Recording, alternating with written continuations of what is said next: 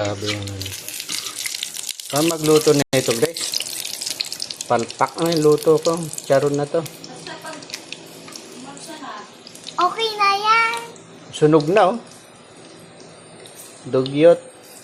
Huwag kasi ginagamit yung Paano nga? Hindi ko nga alam paano magluto na ito, eh. kutsara. Oh. Sunog na nga, eh. Kulang ka sa mantika. Kulang ba yan? Sure. Ang dami ko na nilagay, eh. Isang drum na nga yan, eh. Paano magkukulang pa yan, oh? Sunog na nga, eh. Mali kasi yung pag-ano mo. Ano to? Ito ang tamang proseso ng pagpiprito ng ano, charon. Ayan, oh, sunog na nga, oh. Luto na yung gilid, yung gitna hindi pa. Oo, kasi kulang sa mantika. Paano eh? Paano mangyayari yun? Yan, isa-isayin mo na lang. Anak na.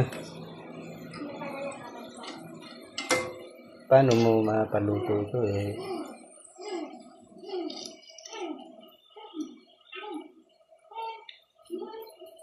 Ayaw na umisa. Hindi yun ito makakain.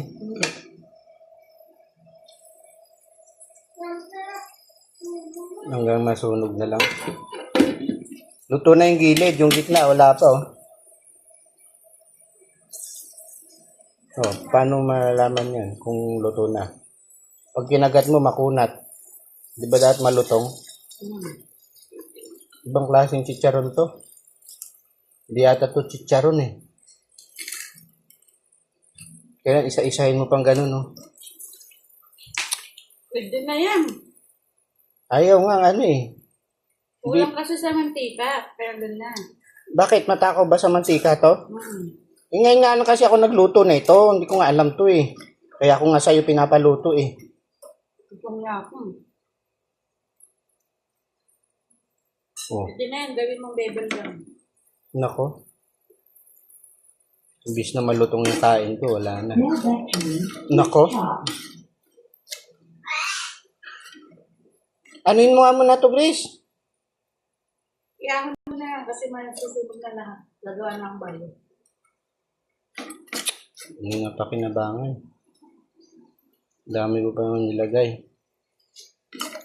Bago ang chicharon ko. Ay, Lagang ka man ko. yun na yan. Tsaba.